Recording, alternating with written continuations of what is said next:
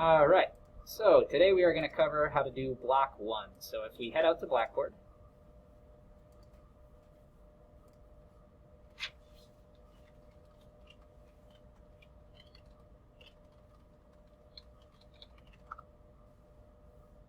and we take a look in our MET-120 class, we will be in the lab folder, and we'll be all the way down here under part inspections. We'll start off with the blueprint, and we are going to measure all of the points needed to output L1 to L6. Now, all of the dimensions for L1 to L6 are shown here in the assignment description. L1 and L2 are 1 inch 750 plus or minus 5, etc. So rather than modifying the blueprint, I just put a key for it on the assignment description right here. All right, so we're going to write a teach-in program to inspect the part. There's a video playlist that shows you how. We're going to prove out the program and run it. We're going to verify the dimension report has all the balloons shown in the video. We're going to verify that all of the high limit, low limit, and nominals on the dimension report match the blueprint. And we're going to perform a manual verification, ensuring that all results match within 30% of the total tolerance. If any don't, we're going to just talk with the instructor about why that is, and then we'll submit according to the SOP. So that's what we're doing here today. This is the second pass at this, so I'm going to cover this in a lot less detail. The video playlist is actually going to go into more detail than this demonstration right here. So does anybody remember where we started last week when we did this? Well, for starters, I already powered up the machine. I already put the 3 by 50 millimeter stylus, and that's going to be our standard startup procedure. I also have already fixtured the part, so if you take a look over here, I've already fixtured the part. We have our standard 3, 2, 1 alignment, 3 points on the plane or plate. 2 points are these 2 set screws here, and then 1 point over here. We have 1 fixture clamp on the bottom right side, and we've selected a fixture clamp so that way it's not any taller than it needs to be. Remember last week, if we had a fixture clamp that was this tall, that could create some potential collision issues between the sensor and whatever you're touching. As we come down like this, you wouldn't want to hit this sensor before you hit the stylus. Stylus will stop itself, the sensor will not. This is $15,000 from here to here, so we don't want to be bumping that by accident. Okay, so we'll start by creating a new measurement plan. And just like last week, our CMM tab is fully populated. We'll move over to the measurement tab, and we'll click on base alignment. We'll accept the defaults. And we're going to come over and just start probing directly on the part. So right now the base alignment window is open. We're going to touch 1, 2, 3 points on the top surface. Notice on the computer screen here the features tab has opened up. It automatically recognized that as plane 1. I'm just going to say OK. And I want to highlight that under spatial rotation, plane 1 is now populated, and under Z origin, plane 1 is populated. To keep this real simple, we could just say we set our Z origin, or Z0, to the top surface. As soon as we say OK to that window, it populates this. It's waiting for us to touch some more features. So we'll touch 1, 2 points on the front line. When I touch those 2 points, the features window pops up automatically. 2D line 1 comes up. And we just come down here and hit OK. And now our planar rotation and our Y origin have been populated. Now when you do the front, you make sure you do the left side first, right? Yes. We want to go left to right. Yep. When you're defining your line that will be used for your planar rotation, you want to go from 0 to the positive end of the axis for most CMM softwares. This software is actually smart enough to figure it out one way or another. Yeah. But best practice is to go from the origin to the positive end of the axis. That's even if it's on the right origin? You're doing still going to touch or should you do it from right to left? You should go from 0 to the positive end unless otherwise specified. Okay, yeah, that'll be negative with it, right? We'll both be negative. Let's keep this in its simplest form for right now. So go from 0 to the positive end, and we'll leave it at that. Alright, so now I just need to populate X origin, and for this, I am going to touch off to the left side of the part, so I'll come and touch one point on the left side of the part, and then I'll say OK, and now we see that our X origin has been populated. So our base alignment window has been fully populated. This really shouldn't be anything new. This is the same thing we did for both automatic alignment assignments. Right? You click on base alignment, accept the defaults, you probe 3 points, OK, 2 points, OK, 1 point, OK. Once your base alignment window here is fully populated, you say OK, and now up top, the base alignment window, or base alignment icon is highlighted in green. So now we need to go set our clearance plane. We'll click on clearance plane. That'll open up the clearance plane window. What I notice about this window, the plus Z is highlighted in pink. So I'm just going to move the stylus above the highest point. I'm going to move the stylus above the highest point in the program, which would be the clamp.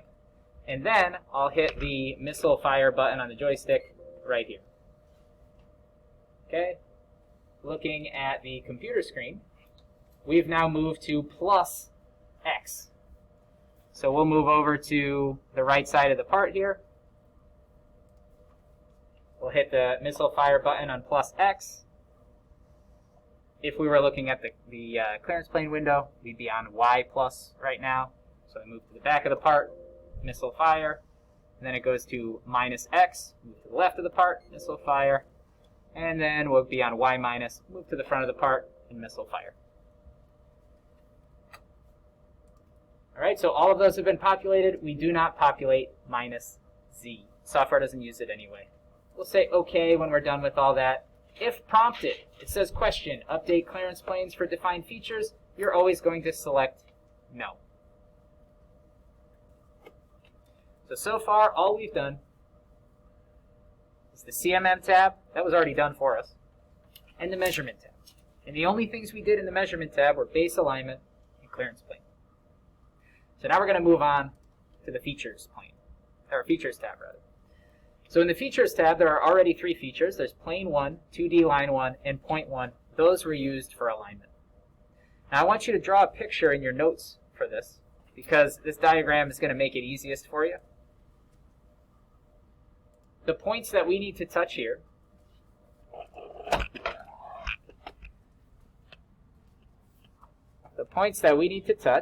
oh geez, I don't know if we're going to be able to do this easily. I guess not.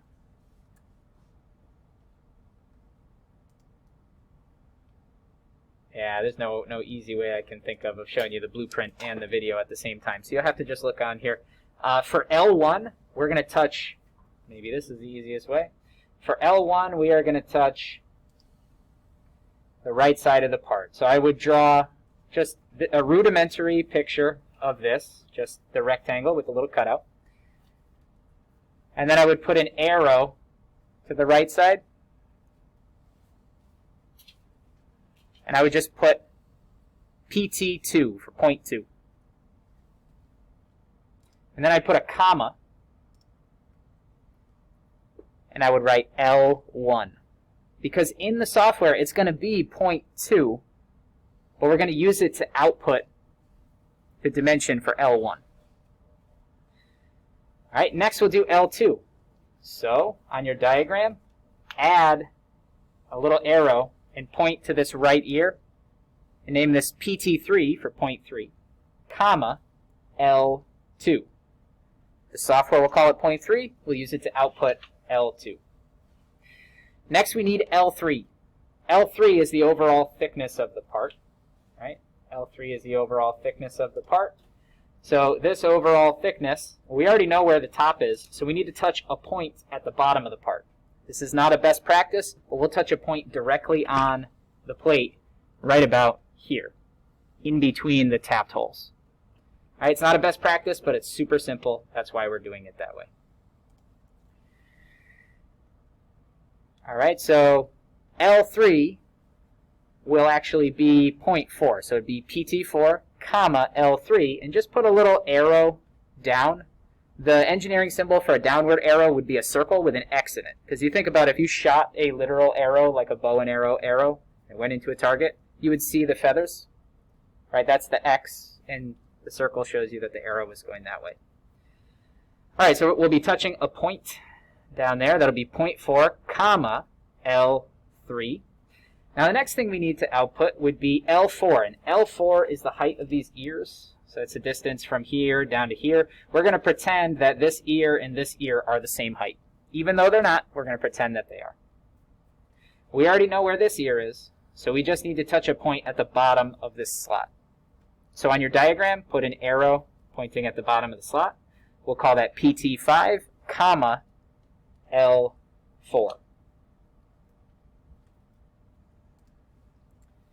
Next, we need to output L5. L5 is the width of this slot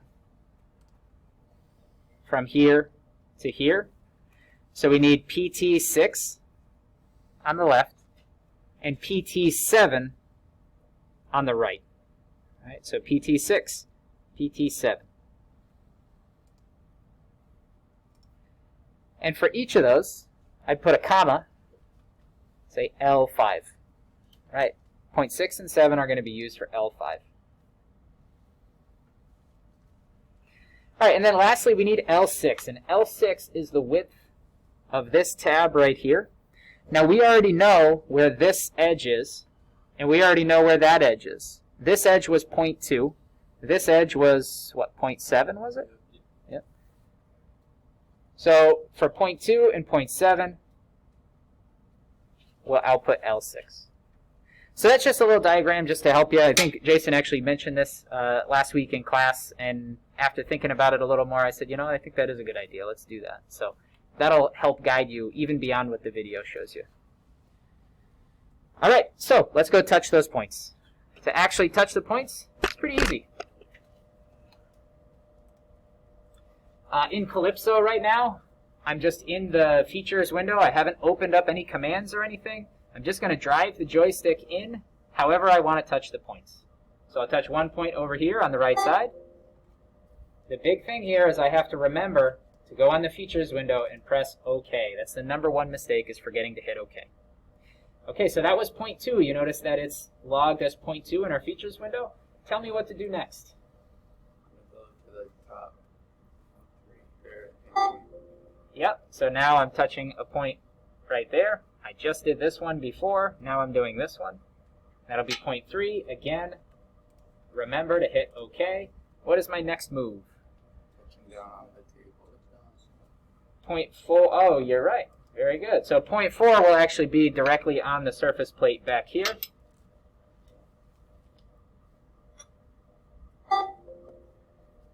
Remember to hit OK. What's next?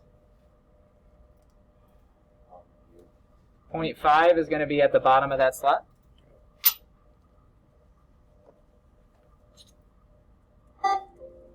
Remember to hit OK.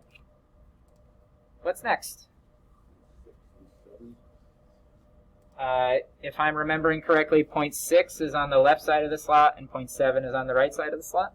Okay, so we'll do that. The order doesn't matter, but if you want to be able to output the characteristics the same way in the video, then the order is important. Otherwise, you just have to reverse them. All right, so there's 0.6. Say OK. There's 0.7, and say OK. And this is where we left off in the last video, right? Good, so we're making some great time here. I know I went through really quickly there. Don't worry, the video is posted out there for you in a lot more detail. There's also a video that covers everything we're about to do here, so I'm going to go through this relatively quickly as well. So we're done with our Features tab. The next thing is we want to run this to make sure that it runs correctly, so that way, if we run out of class time, we can do the characteristics from home. We can't do any of this running or process prove out from home. We want to use the machine as much as we can while we're here. So I'm in the Features tab. I'm going to click on the top plane, or I'm sorry, the top feature, whatever it is. It's called plane 1. I'm going to hold Shift and click on the bottom feature. That's 0.7. And then I'll come down here to the Run window and hit Run. Here are the things I really need to look for in this order. Number 1, Clear Existing Results is checked on. Number 2, under Base Alignment, we're going to hit the pull down here and select Manual Alignment. Technically, we could select any of the three options right now, but I'll give you some more details on that later. For right now, it's simplest to do a manual alignment every time. Right, so clear existing results, manual alignment. We have current selection selected. That's important. If you have all characteristics selected, it will not run everything that we have selected. So you have to say current selection. There's a lot more power than I'm showing you over here in the CMM window. But all we need to do for right now is highlight the speed and type in 55 and press enter and start. Turn the speed dial all the way down, of course, before we're going to do anything. Now it's asking me to touch 3 points. I've touched 0 so far. So I'll go over and touch the same points as we did in the automatic alignment. So 1, 2, and 3. It automatically advances to the next window. No need to hit OK here. 1, 2. And maybe you can see it on the computer screen. It is prompting me for what to touch in the background. And it's also showing me that on the computer screen right here as well. When you're done with that, it says caution, CMM being changed to automatic mode. Just move above the highest thing in your program. So in this case, the highest thing in my program would be this clamp right here. So I moved above that. Slow the speed dial all the way down, hit OK. I have to slowly open the speed dial back up because I'm now controlling the speed of the machine. And you're going to see most of the effect of this speed dial between like 0 and like 25%. Between 25% and 100%, you see almost no change. So you kind of want to be on top of this the whole time, ready to stop it at any instant like that.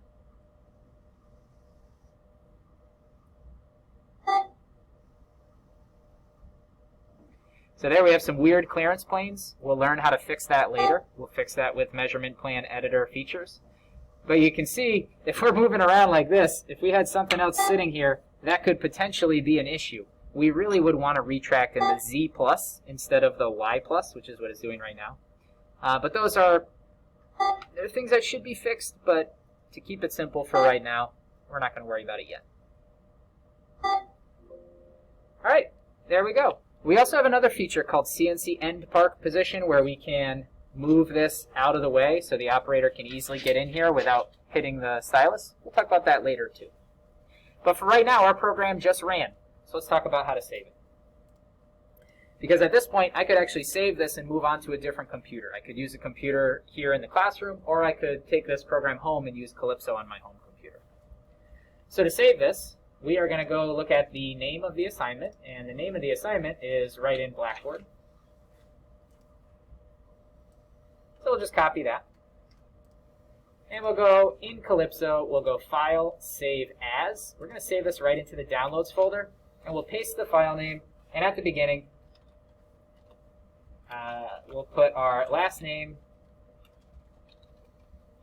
dash first initial, and an underscore. We'll save it as the file name. All right, so I took whatever the lab's name was, I put my last name and my first initial, and it tells you what to do in the SOP.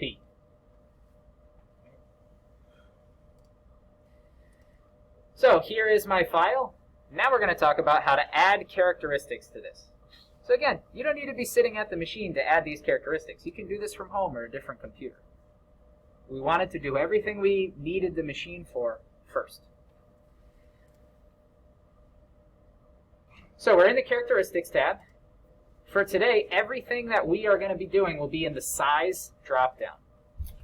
So the easiest way of doing this, for the overall length, width, and height, it's going to be to do standards, X, Y, and Z. Now this is really helpful when you're doing an overall X, Y, and Z thickness of the part. That's exactly what we're doing here. Now we put our coordinate system right here at the top. So if we want to do the overall x-axis, if our origin is here, when we output the x coordinate of this, it is simply the overall height or width of the part. When we output our y coordinate, our origin is there, so that's going to give us the overall width of the part. And then if we select this point down here for selecting our z output, that's going to give us the overall thickness of the part. Okay, So we'll go size, standards, X, and that adds it to the list. Notice it comes in as white. It doesn't know anything yet. I'll double click on that and I can modify this. So we'll start by selecting our feature. Which feature is going to give us the overall width of the part? L1. Which feature is going to give us L1? 0.1 and 0.3. So we don't even need to compare two things. If we're coming right from the origin, Yeah. we only really need to know where the right side of the part is, because we already know where the origin is. We certainly could compare 0.1 and 0.3. That would just be a different drop-down that we would have to select. Yeah. So I like where your head's at. But yeah, for L1, we're actually only going to select point number 2. So I'll say OK there. Notice that point number 2 can be seen on the graphics screen as well. Our origin is right here. If we're outputting the X location of point 2, that's giving us a distance from the origin to point 2. It's given us exactly the same thing, in fact, as we would get if we selected the distance between point 1 and point 2. I'll do that just so you can see the contrast. Now, the nominal size of this is shown on the assignment description. L1 and L2 are supposed to be, I've got to update that, 1 inch 875 plus or minus 5/1000 of an inch. Notice that my nominal value came in at 1 inch 875.3. Should be 1 inch 875. And my upper and lower tolerances both came in at plus 5/1000 and minus 5/1000. So notice that I typed plus and minus 5/1000, but the minus came in as a plus because when I clicked on the window, it highlighted the whole thing. You do need the minus for your lower tolerances if you want them to be minus. So that's something that I stumbled on quite a few times. So you fill in your nominal. Well, actually, the order is you do your feature first. You look at it on the screen and make sure it's what you want. You update your nominal, and then you update your upper and lower tolerance right off the blueprint. It's pretty straightforward once you do it a couple times. Now your actual number is showed down here. So if you're really far away from your actual number, it's very likely you selected the wrong feature. Let me show you what I mean. What if instead of selecting 0.2, what if I selected 0.3? Notice what that gives me for my actual. If I selected 0.4, that gives me 1 inch 444 for my actual. It's way off. It's not anything close to what I expect from the blueprint. So you can use that to help you out. I always look at the actual first. Of course, what we actually want here is 0.2, and whenever you change those numbers, you just have to go back and update them and say, okay. Notice that this came in as green. It now has enough information to measure the part, and this part happens to be in tolerance. Great. Okay, if we wanted to do that an alternative way, we certainly could have gone size, distance, and we could have done a simple distance. That would be the, go figure, the simplest way of doing this. Feature 1 could have been 0.1, and feature 2 could have been 0.2. And see how that shows us right on the graphics screen. We're going from here to here. And we could have output our X value and updated our nominal and tolerance. And ultimately, that gives us exactly the same answer. X value versus distance. Right? It makes no difference. So the software has multiple ways of doing the same thing. And in fact, you could do this entire assignment by doing only simple distances. But if you look at the interface between X value, you see how simple that is? Versus simple distance. Simple distance is more powerful, but with more power comes more responsibility. You know, you just have to click on more things. So I tend to try to use the simplest command that I can. But you're not wrong if you use simple distance for this. So I just went back and deleted the characteristic. I don't actually want that simple distance. All right, so my next move here is to go, I want to output the overall Y dimension of the part. And on the blueprint, that would be L2. So what should I use for L2? Well, size, standards, and Y. Or alternatively, I could do size, distance, and simple distance. Either way will get you the same thing. So size, standards, Y is what I'll use here. For feature 1, it looks like I want to select 0.3 from the list and say OK. That gives me a nominal value of 1 inch 872. Should be 1 inch 875 plus or minus 5. Make sure that minus has a minus on it. And then we say OK, and it comes in as green.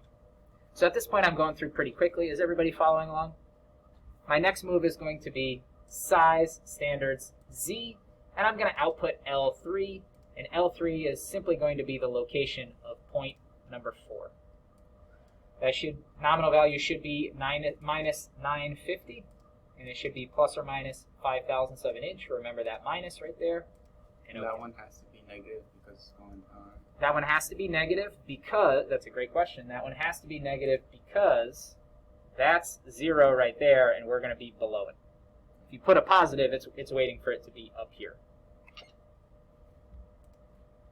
You hear that little beep? That's why these have locks, and it's a good thing these have locks, because otherwise I'd be crashing into things in the real world. Okay, next thing we want to output would be L4, and L4 is the distance in between here and here. So which points do we need for that? Now we actually do need to do a comparison, and if we're doing a comparison from one point to another point, it's going to be a distance. It's going to be called a distance in the software. So we'll go size, distance, and for this assignment, we could use a bunch of different options. We could do polar caliper distance, simple distance, or Cartesian. They all get you the same thing. For simplicity right now, I'm going to show you simple distance. Some of those are more powerful than others. Sometimes you need one of them. If you're measuring on an angle, you need polar. But simple distance is a good go-to if you're just doing X's and Y's. So I click on simple distance. I heard somebody say we want 0.3 and 0.5, so that's what I'm selecting for feature 1 and feature 2. And does that one matter which order you do it? That's a good question. I believe it does. If we did 5 first and then 3, that one actually does not care. It's doing absolute distance. It makes sense that the other one would care because it was a location from the origin, whereas this one is just a distance period. Okay, so for y-axis, that should be 750 plus or minus 5, and I know those numbers because they're in the assignment description on Blackboard, and that one's coming in correct. The next number that I need will be L5, and that is going to compare the distance from the left side of the slot to the right side of the slot. So L5, what are we going to do for L5? Size, distance, simple distance. We'll compare point number 6. And again, you can look at the preview on the graphics screen as well. That's very helpful. If you have a little diagram that you wrote as you were creating your points, that can be helpful too. To be honest with you, as parts get more complex, the graphics screen is going to be much, much more helpful than making a diagram, because your diagrams will get so complex when they're three-dimensional, they're almost unusable. So I would say get used to using your graphics screen here. So 0.6 is what you want, and 0.7. And in this case, we're going to do an x value, and the x value should be 750, also plus or minus 5,000. All right, I think we only have one left, right? So that'd be L6. What are we going to do for L6? It's going to be size, distance, simple distance. And we'll compare the distance between 0.2 and 0.7 in this case. We're going to do an x distance, and this should be 563 plus or minus 5,000. Okay. So after all that, we have all our characteristics. But that's not what we care about from a CMM. Yes, we can look at the database on the screen, and we can see that our part is good because it's green, but we can't see how much of our tolerance we used up. Can't see how far off nominal we are. So we want to come over here and click on the top characteristic and hold shift and click on the bottom characteristic. We're going to slow the speed dial all the way down and then click run at the bottom of the window. So again, we clicked on the top characteristic, hold shift, click on the bottom characteristic, and then we hit run at the bottom of the window. Now what we do in this run window will be a little different than what we did before. See how clear existing results is checked on? Clear existing results is another way of saying get rid of the point cloud. So the point cloud is what we got when we touched all of those individual points on the part. The CMM remembered the XYZ locations of those, as well as their orientations. So if we clear the existing results, we're getting rid of that point cloud. Well, I don't want to get rid of the point cloud this time, so I'm going to uncheck clear existing results. In other words, I'm leaving the point cloud that I already have intact. I already know a lot about this part. I already touched a lot of areas of this part. Why would I want to go touch them again? You can imagine as parts get more complex, it can take quite a while to go generate a point cloud by touching the part. So we're leaving our point cloud intact. That's very important. Clear existing results is unchecked. So now it doesn't even give us an option for selection because it's smart enough to know I'm not actually going to run anything. It's locking us into our current alignment. So it's just going to use the current base alignment it has. Current selection still selected and our speed still at 55. We'll hit start and it runs. We see the characteristics menu flash a little bit. We see something on the screen that says report will be generated. We hear a little bring on the computer and then it shows us a report and the report goes away. It's like, where did the report go? Well, if that ever happens where it dumps all that information into the report and it doesn't show it to you, you can get it back by clicking view and multiple report. I know that makes no sense. Why do they call it multiple report? I have no idea. But it's view multiple report.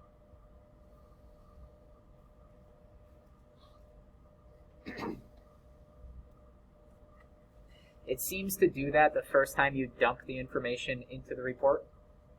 It's like it opens it, dumps it, and then closes it, and then every time you run the program after that, the report will automatically come up. But if it ever disappears on you, you want it back, view multiple report. All right, so a little bit about this. It's got our part name, drawing number, order number, all of that good stuff, header information up here. Under text, I have block. It's funny, this lab is called block 1, and then it says block 01, block 02. The next block says block 03 on it, right? So I'm going to fill in block 01 right there, just so I know this is block number 1. This is block 1 labeled block 01. And when I run the second part, I'm going to name it block 02. So I'll fill that in under my text. And then down here, we have the name of our feature. This is the actual name in the program. We left this at the defaults. It's called xValue1. Not very descript, right? Kind of hard to tell what this is later on when you're looking at the report. We have our measured value. That's the number that the CMM calculated. We have our nominal value. That's the size this should be on the blueprint. We have our upper tolerance, +5, our lower tolerance, -5, and then we have our deviation. This is our distance away from nominal. So right now we're only 0.3, 0.0003 away from nominal. And then we have a little graphic that shows us it's either good or bad. Right? Green is good, red is bad, of course. And then we have our tolerance band right here, and it's showing us how much of this tolerance band we're going to use, or we're using. So we're using up a very small amount of our tolerance band. So then for our Y value, same thing. Measured value, nominal, upper limit, lower limit, actual deviation, and then a graphic readout of that. So the bottom line is when you're reading these reports, once you know you have a good program, if you're running production on these parts and you're just going to swap out from one part to the next, your eyes just scan down the right side of this column here. And if it's all green, you're good to go. Now you may also look at your graphic readout here, and if you see something that's green but it's using up a lot of the tolerance, you might want to go make an offset adjustment on the CNC machine that's manufacturing that part in live time to keep it in tolerance. If you see anything that's red over here, stop the presses, stop the machine, we're making bad parts, we gotta go fix that. So that's it, that's CMMs in a nutshell. Now if we want to add a little nuance to this to make this easier to follow in the future, it would probably be good if we rename these features here. So let's do that. That's easy. We'll come right back to our characteristic tab. We'll double click on the top characteristic, and it just says xValue1. I'm going to name this X overall. X underscore OAL for X overall. I'm going to do the same thing for the second one. I'm going to name it Y overall. For the third one, I'm going to name it Z overall. For distance 1, what was distance 1? From the top to the step down. Yeah, that would be, it's actually L4. So distance 1 is actually L4. What would a human call that? Ear height? What, you know, whatever a human would call that, that's what we should name it. Ear height? There's some degree of subjectivity there. All right, how about L5? We call that slot width. And then L6 would be ear thickness.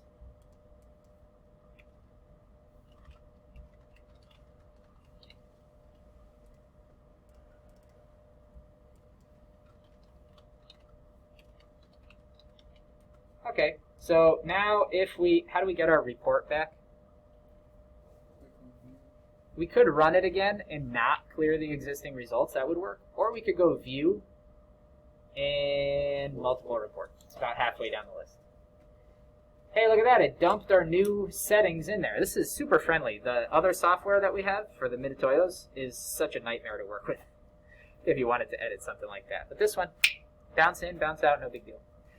Now, if we wanted to tie what we see here, X overall, Y overall, Z overall, if we wanted to tie that to this print, is there an easy way of doing that? No. So we really should add our balloon numbers. Now, it just so happens that this print was made with essentially balloon numbers.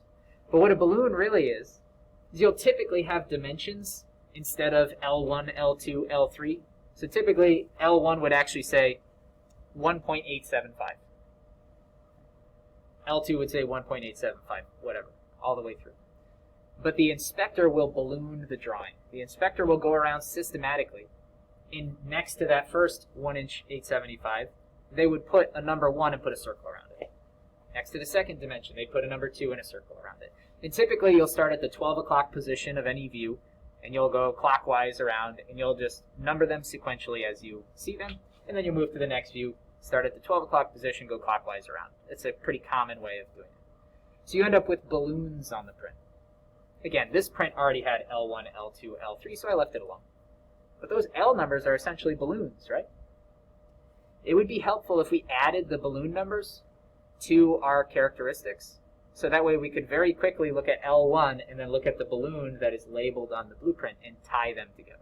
So that's what we want to do. So we already named our features with something that a human would be able to tell what it is. Now we're just going to go back and we're going to add B1 underscore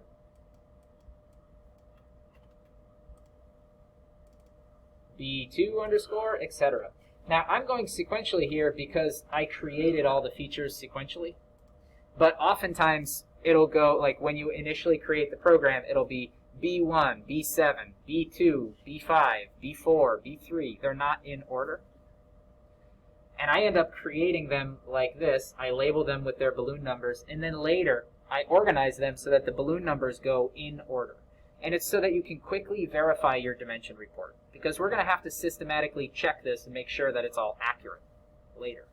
Adding these balloon numbers here helps you tie the dimension report to the ballooned blueprint.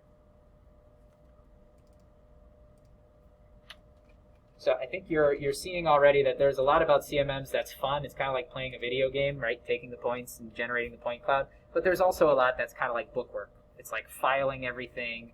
It's very systematic. You have to go beginning to end. Don't skip a step. So this job is divided into like fun and bookwork. It just is what it is. But you got to do both. If you can't do either one of them, you can't do the job. I should say if you can't do both of them, you can't do the job at all. All right, so there's B4, here's B5, and then B6. Now, anybody know why I'm saying B instead of L? Balloon. Yeah, B stands for balloon. and L stands for length on that print. But moving into the future, I'm not going to be giving you prints that have L's on them. I'm just going to be giving you prints with dimensions. You're going to have to add the balloons to the blueprint. And we'll talk about how to do that during class. All right, so let's go back and generate our report again. We'll go View, Multiple Report.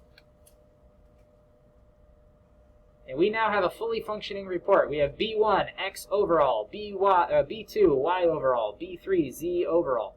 So you see the very first thing in the column, the B number, that ties your dimension report to your blueprint.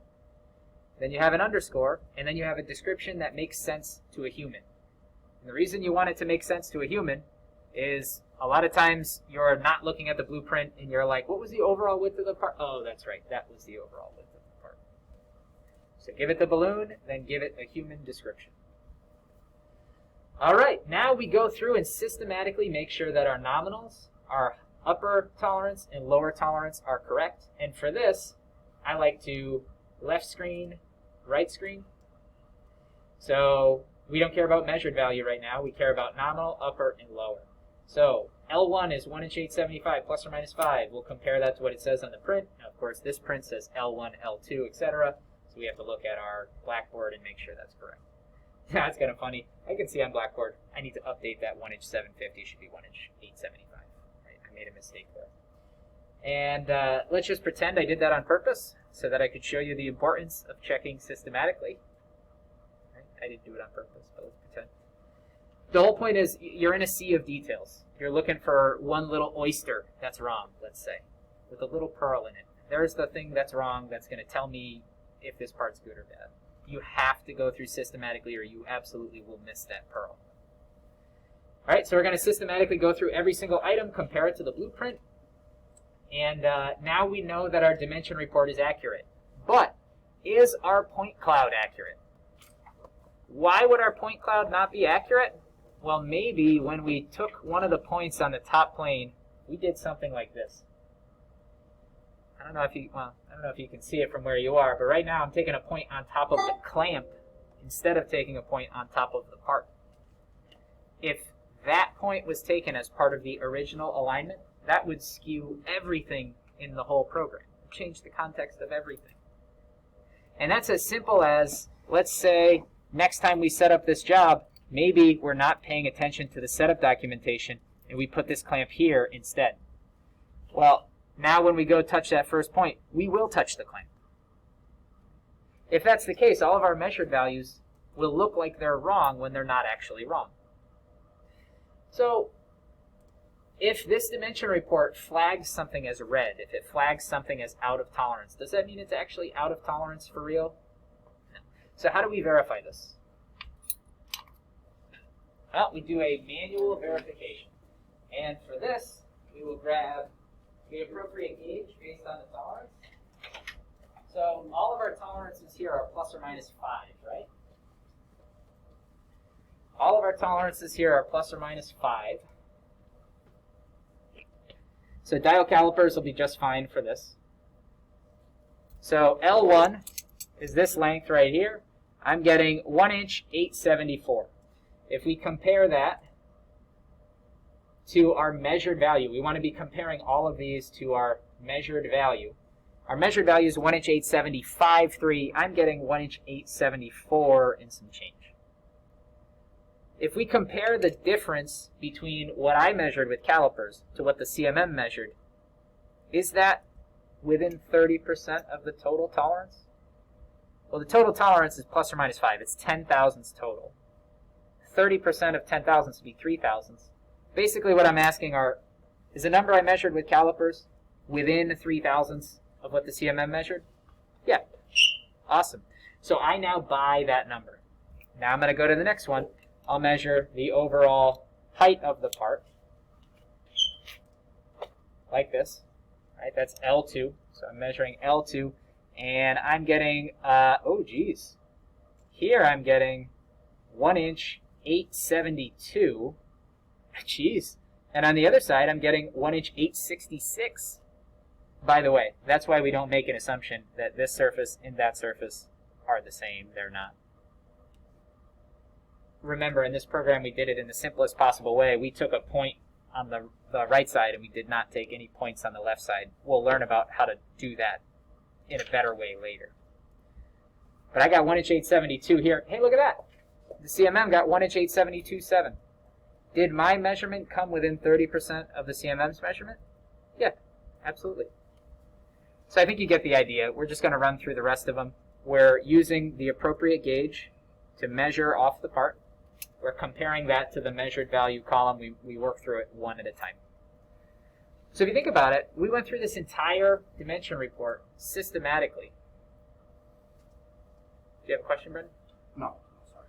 We went through this entire dimension report systematically. We went through the name column first. We made sure it's named something that's easy to interpret later. Then we came over to our nominal value. We made sure that our nominal, our plus, our minus made sense. Then we worked down the measured column and we compared with an actual hand gauge. Did we get the same answer within 30%? So now we've proven our program. We're ready to run our next part. In fact, there are 5 of these parts. We want to measure all 5 of them. So block number 1 is out. I want to save this report. I have to update the text here. Block 01. I'll go File, Print, and I am going to export to a PDF and say Print. I'll save this to the downloads, and I am going to name this Block 01. Do you want to open the PDF now? I'll say no. Now I want to run my next part, because I have to run all 5 of these. So I'll pop the part on the fixture.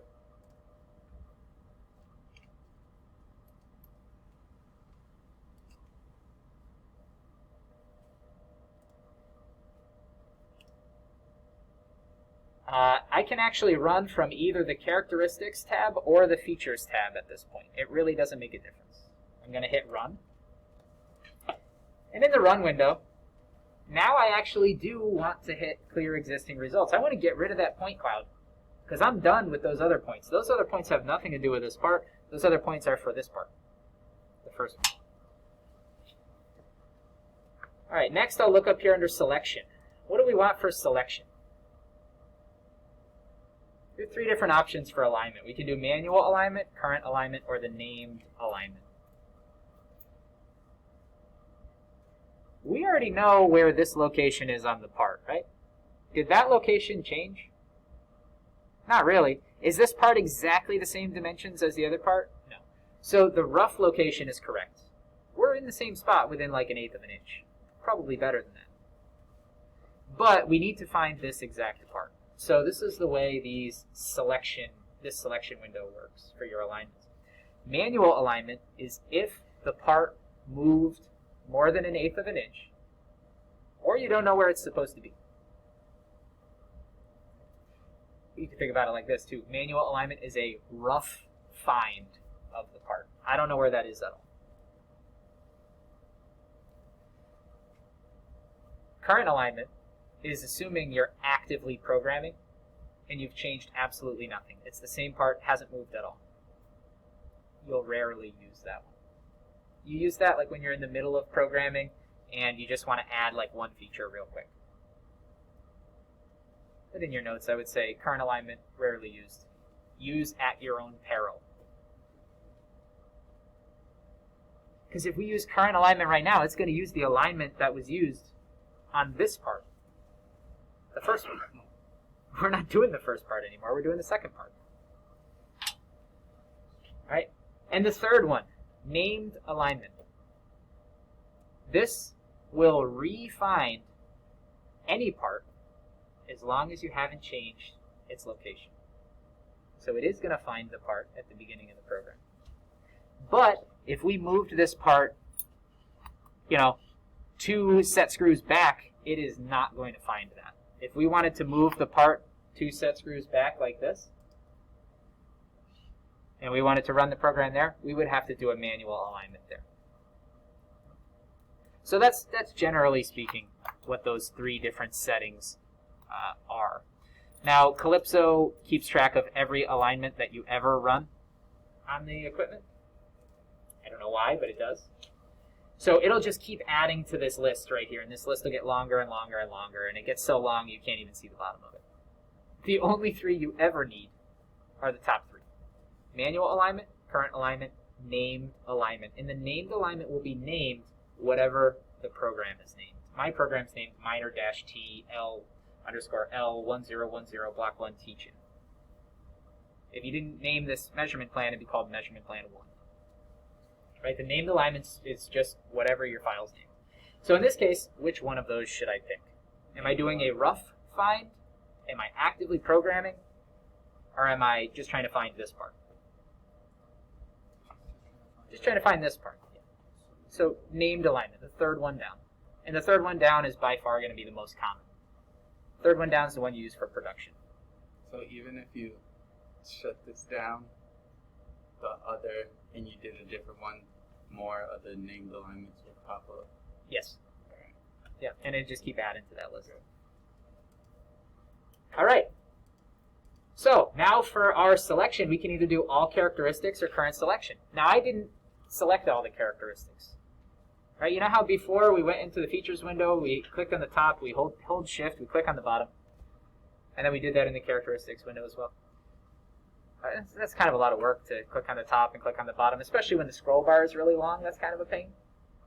So most often what you want to do, all you really care about is the characteristics in the program. That's why they call them characteristics. You care about them. It's the thing that goes on the dimension report. And whatever features you need to output those characteristics will automatically be selected. This software is pretty smart. So we're going to select all characteristics. On the right side of the window, this is important. We didn't talk about this yet. For order of run, we want to go from feature list. For order of run, which is in the upper right, we want to go from feature list. The reason we want to do that is we organized our features so that they're in a path-efficient order. If we go from feature to feature, we're not doing unnecessarily long travel along the part. And we also made sure that the paths to get from one feature to another feature are safe travel zones. That's not necessarily true of the characteristics. With the characteristics, we can actually reorder them so that they are sequential in terms of the balloons. Right? Because when a human's looking at the dimension report, they want to look at the balloon numbers, look at the report, and be able to find it easily. But that's not necessarily the most efficient path to measure the part. So a good default here for order of run is from feature list. Clearance plane, slow through first feature, those are good standards. 55 is a good standard. We'll hit start. And now we're off and running. Now you notice it did not prompt me. It didn't prompt me to go do a manual alignment first. And that's because I picked the named alignment. And this is why I didn't show this to you for the first couple classes. I didn't want the machine taken off on you when you're not used to the speed dial. Okay? So you can see why I would say that that manual alignment is the safest way to go. But it's kind of a pain to have to touch multiple points on the part manually when you already know where the part is.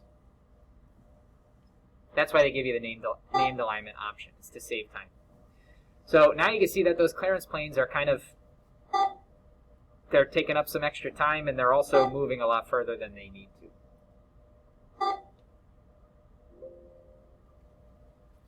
We can go back and fix those at a later date. Okay, is this part good? No. Well, is it the part that's not good, or is it the program that I wrote that's not good? First part looked good. Maybe that's happenstance. Maybe the stars aligned, and the part was perfectly wrong and perfectly the wrong way, and I measured everything wrong in exactly the opposite way, so it looked right. The chances of that are extremely low, but it's possible. How would we verify whether this is correct or not? Taking the part off and manual. Yep, manual verification. So we're going to get, for this first lab, I want to just build the association of you go down the measured value. We already know that our names are good. We already know that our nominal plus minus is good. But with these measured values, we're still testing our program to make sure it's repeatable. All right, so we'll measure our X overall. Without even looking at the dimension report, I'm getting 1 inch 872. Does that look right? Yeah, we're within 30%. Our Y overall, I'm getting 1 inch 866. Yeah, it's 1 inch 865. Okay, for our Z overall, 947. Yeah. For our ear height,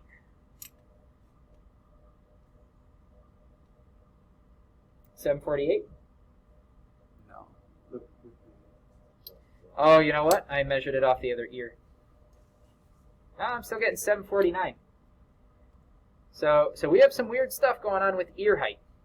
I would want to definitely go troubleshoot that area of the program. So I put a little star on that one and say, what's going on here? Okay, how about our slot width? I'm getting 751. Yep, and then ear thickness, I'm getting 559. It just, no. 559, that says 568. So I think there's something weird going on here. And you know what it is? It's the fact that first of all, this and this are not in the same spot. And it's very likely that this plane and this plane are not parallel to each other. However, the way that we measured this is we took 3 points, 2 points, 1 point, and then we took 1 point on the side, 1 point on the back. You know which points we took. I don't think we touched enough points to get an accurate representation of what this part really looks like, because we live in a three-dimensional world. I only took 1 point. So I have a feeling if we went back into our program, if we did a plane alignment, and we touched a plane back here and output its y coordinate, and we touched a plane over here and output its y coordinate, that would tell us that this overall width is a little wonky. So we're simply not gathering enough information for our point cloud right now. Right. So that just goes to show you best practices for measuring too. If you don't touch it, you don't know about it, right? If you haven't touched a point at that location, you don't know where it is. So I think we have a program here that will let some bad parts through because we haven't touched enough points on the part. We wouldn't have figured that out unless we did the manual verification. So that goes to show you why you don't just write a program and send it. You got to manually verify it. You should manually verify it on the first couple of parts, because the first one might actually be good. It might look good. That's exactly what we found here. And the second one might be bad, and it might be bad in a way that the CMM doesn't catch it, or it might be bad in a way that the hand gauge doesn't catch it. You're trying to figure out which one of those is wrong and fix it. Any questions? So I am going to upload this video to Blackboard, so you'll be able to watch it. This one won't be required. This is